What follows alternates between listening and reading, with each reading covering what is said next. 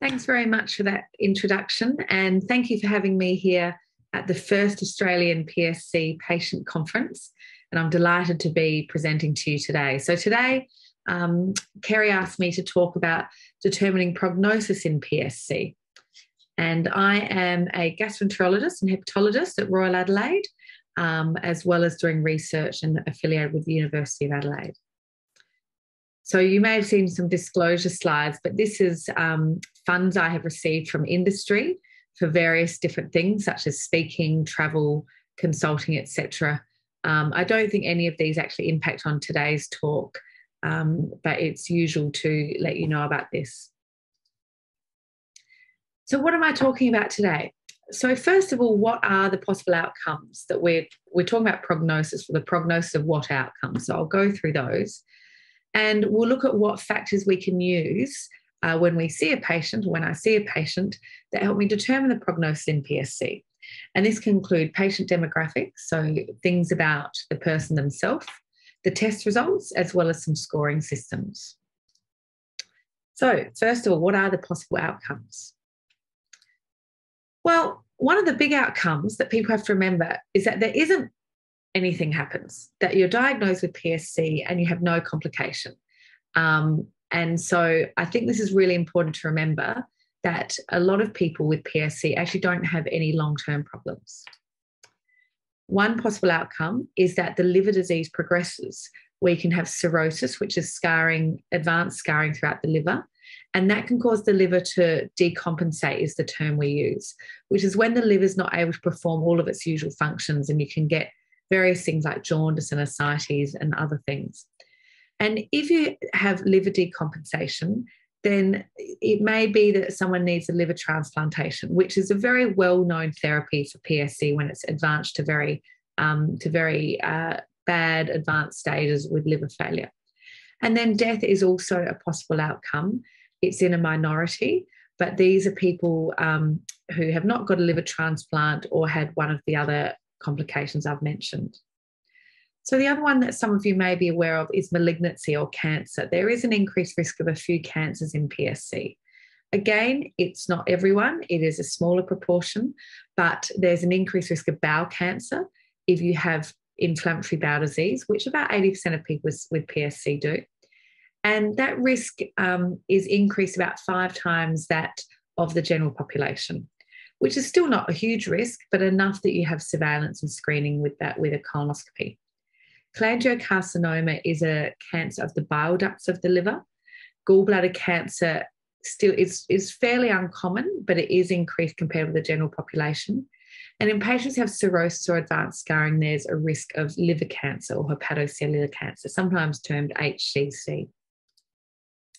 So when we do a study and we're looking at long-term outcomes, we look at something usually called liver transplant-free survival, which means that the person is alive and has not needed a liver transplant.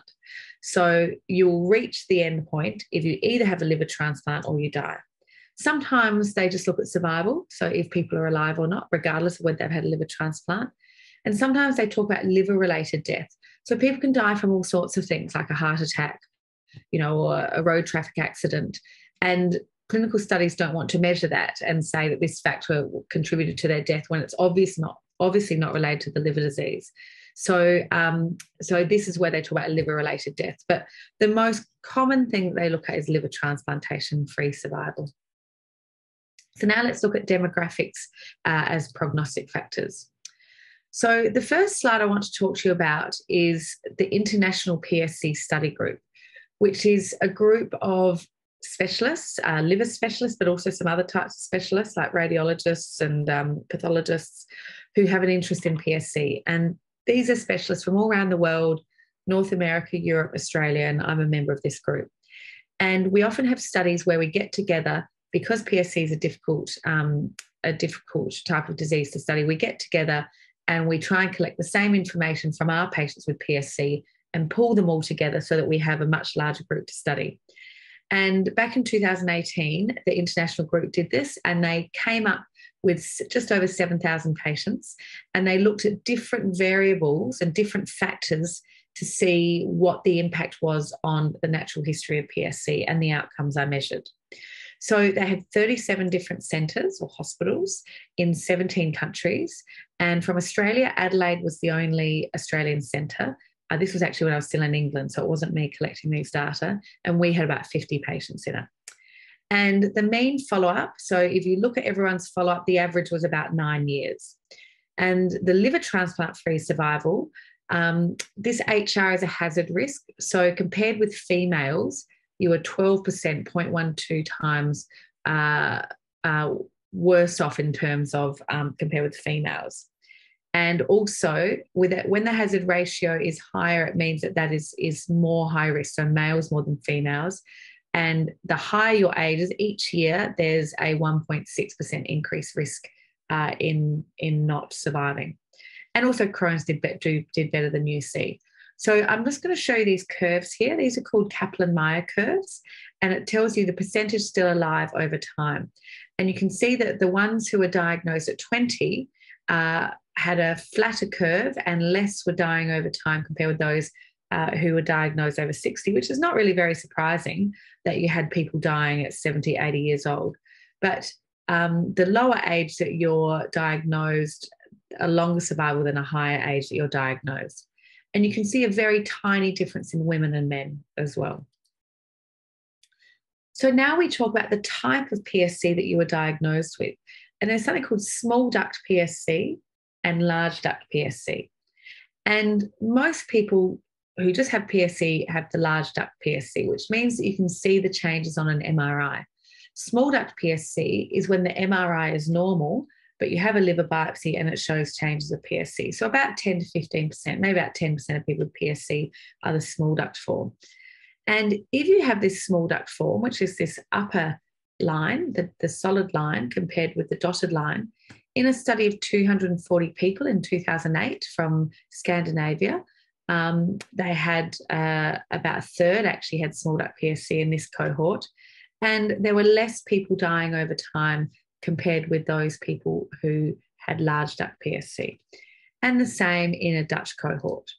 And the international PSC, you can see that the numbers, N is the number of people in the group, you can see that the numbers of these earlier studies from 2008 and 2013 were actually pretty good numbers for PSC. But then when you get to the international collaboration, there were 7,000 patients, and there was a clear survival benefit if you had small duct compared with classical. So it's just something that we can tell our patients if they have the small duct form. I mentioned Crohn's disease. So there's two different types of inflammatory bowel disease. There's ulcerative colitis and Crohn's disease.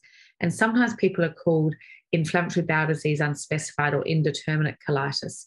But for some reason, patients with inflammatory bowel disease that looks more like Crohn's disease had slightly better survival. You can see it's liver transplant-free survival compared with either not having IBD at all or having ulcerative colitis or another form. So Crohn's disease can be a better prognostic factor as well. So now we'll go to test results. So a lot of you would have heard of the ALP, which is alkaline phosphatase. It's one of the liver enzymes that your liver makes, and it goes up in the blood in PSC. And so I'm sorry I haven't got all the abbreviations spelt out here. This is a study that was from Oxford, just when I arrived in Oxford in 2012. They were just finishing it up. And they separated people whose serum alkaline phosphatase, or the ALP in the blood, over time persistently improved to less than 1.5 times the upper limit of normal. And they compared them with patients with PSC who had a persistently raised ALP above 1.5 times the upper limit of normal. And they found that those who had a relatively normal ALP, or at least below 1.5 times, had a much better survival compared with those who didn't. Now, just let me briefly try and explain this a bit more. When you get a test result, such as the ALP, you're given a number. And a normal ALP is less than about 110. And so any ranges below 110 is normal. So if your ALP is 100, you've got a normal ALP. And people with PSC generally have raised ALPs, like 200, 600, 800. But then depending on whether you start treatment or the natural history of the disease, the ALP may come down. And if it comes down, it stays down. And when I said the upper limit of normal is 110, then 1.5 times the upper limit of normal is about 170, 180, sometimes 200, depending on what assay. So if your ALP is persistently down in the low 100s, and not above that 1.5 times that upper reference range, then that is a good prognostic factor. It doesn't mean that if it's persistently raised above that you are going to need a liver transplant or you're going to die, but it's just something that we can use to help stratify people into what your prognosis is. None of these are the be all and end all. So I just showed you a single study, which was this top one here, where I said about reduction to 1.5 times the upper limit of normal. And so 38% of those over time, who over 10 years, needed liver transplant or didn't survive if their ALP was very high, compared with 6% of those who had a normal ALP persistently. So that was the actual difference in those points. But there's been 4 other studies that you can see. That first one showed was 140 patients, then 200, 87, 215, 366. And they had different things they looked at as a prognostic marker. So instead of reduction to 1.5 times, 40% drop, normalization, ALP reduction again with the other 3 above, and then they looked at the difference at one time point versus another. But all of them did actually show that the ALP is useful, and a drop in the ALP is useful and predicts a better prognosis. So ALP is one of the biggest test results that we use as a prognostic marker, and you'll note that the doctors looking after PSC will be monitoring your ALP. So IgG4 level, you may or may not have heard of. Ig stands for immunoglobulin, which is another word for antibody. And you have IgG is a type of antibody that you have in your blood. And you have IgG against lots of things. You have IgG against COVID if you've been exposed to it. You have IgG against the cold and flu. You have IgG against tetanus when you have your tetanus vaccine. You have IgG against all the things you've been exposed to. So you've got lots of immunoglobulin G floating around your body. And there's 4 different types. There's 1, 2, 3, and 4. IgG1, IgG2, IgG3, IgG4. And IgG4 is a type of, it's just one of the types of antibodies. Doesn't matter what it's against.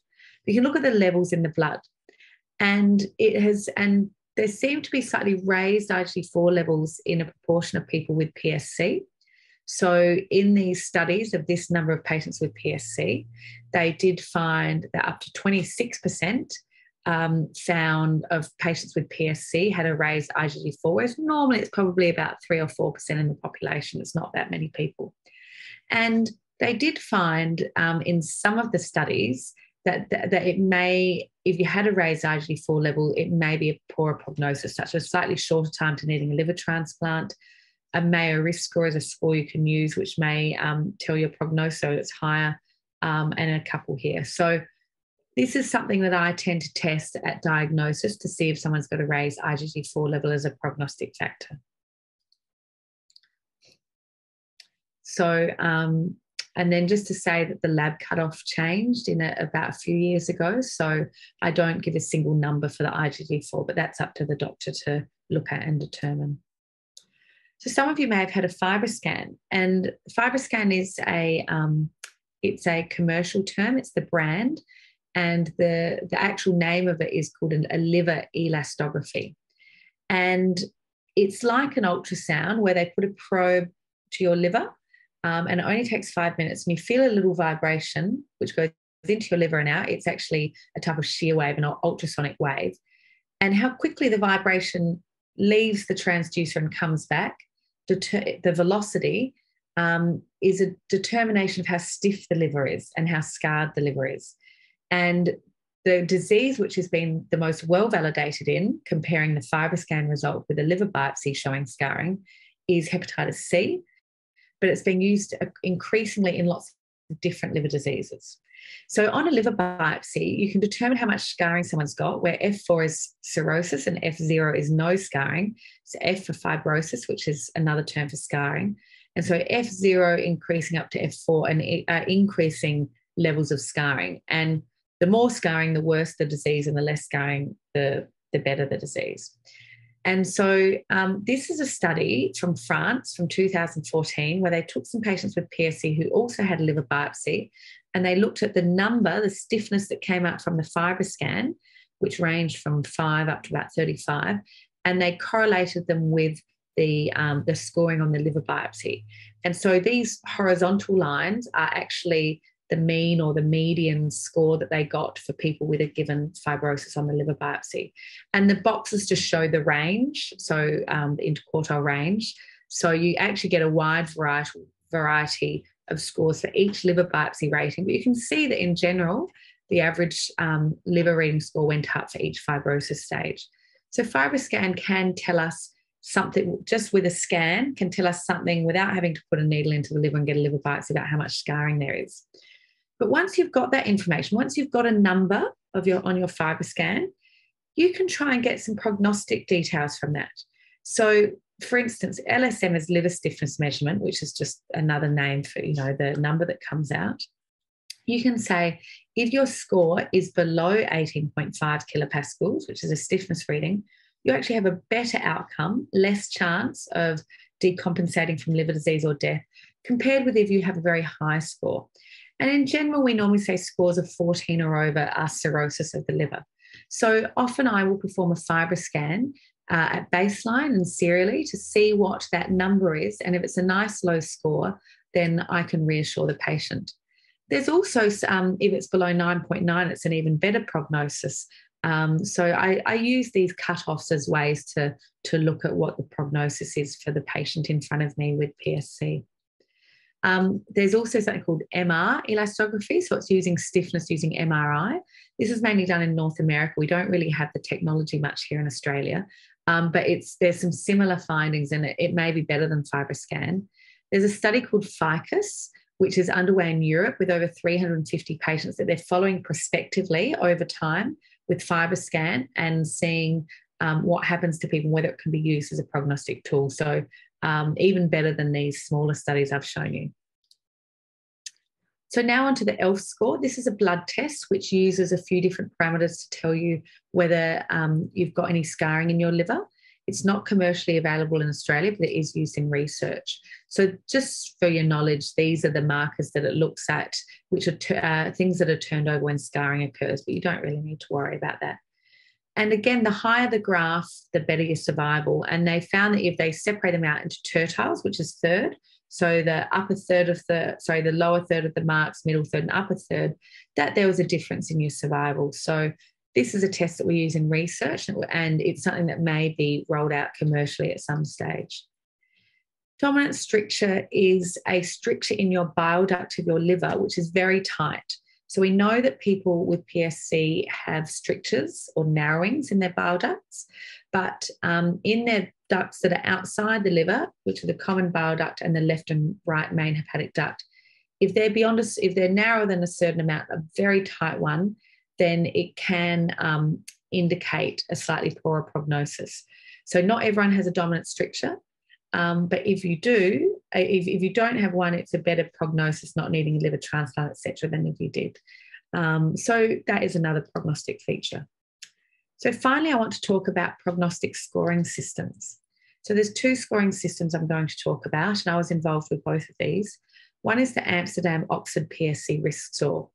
And what Lisbeth de Vries, and my maiden name's Williamson, so when you see Williamson, there's some of my publications, but I've changed to Lynch now. What Lisbeth de Vries in the Netherlands did was she took all of her patients with PSC and looked at various different variables, such as the subtype, such as if you have small duct or large duct, the age at diagnosis, your albumin level when you're diagnosed, which is a type of protein in your blood that your liver makes. Thrombocytes is another word for platelets. They're a type of blood cell, and they can go down as your liver disease progresses. AST is another liver enzyme with ALP, and bilirubin is a component of bile, and that can go up if you have lots of strictures or more advanced liver disease. And that, if you have a raised bilirubin, that's what can make people jaundiced. And she actually looked at a whole range of other factors beyond these and did some very fancy statistics and came up with this score. And you can see it's a complicated mathematical algorithm.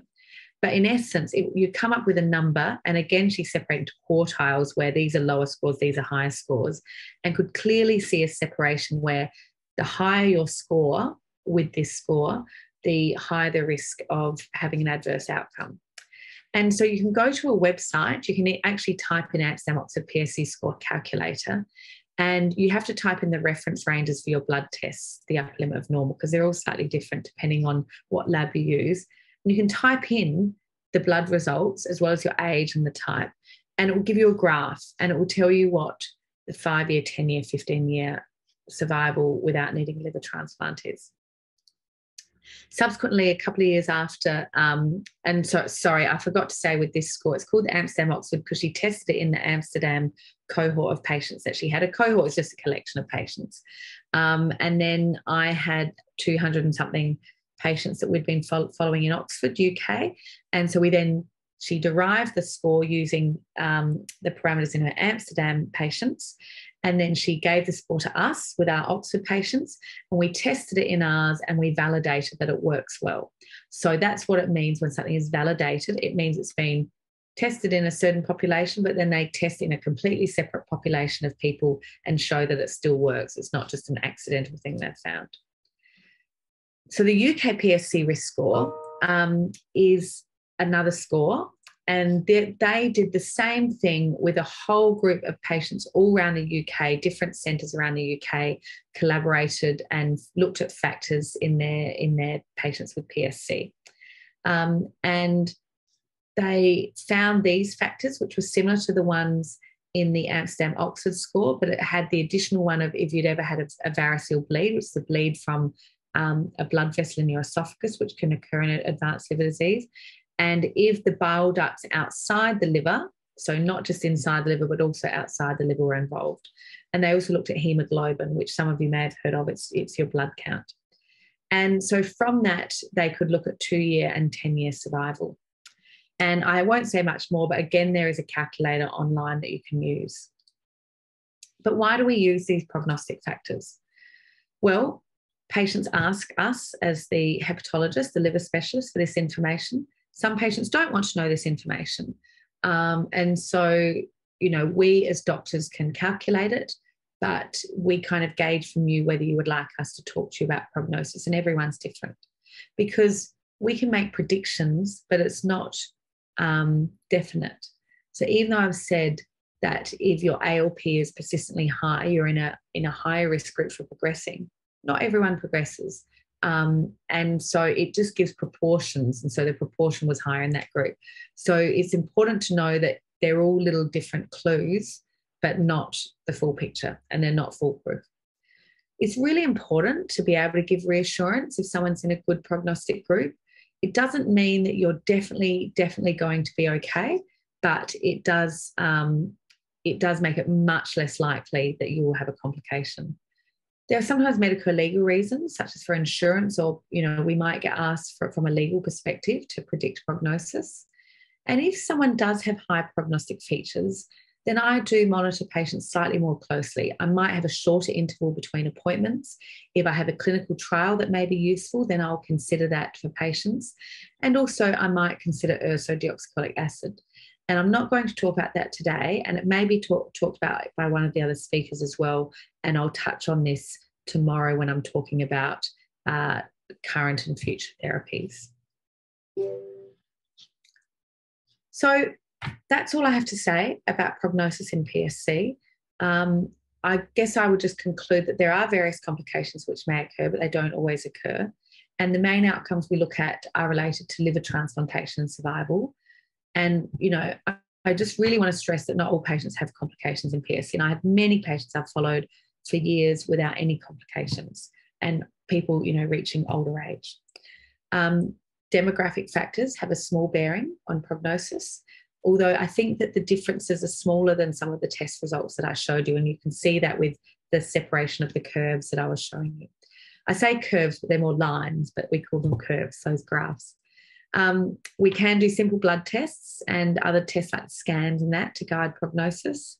And there are some validated scoring systems. We don't use them very often, the Amsterdam-Oxford and the UK-PSC scores. And I haven't mentioned it in this talk, but there are future studies ongoing to further assist in determining prognosis. And that's all I have to say, and I'd welcome any questions. Thank you.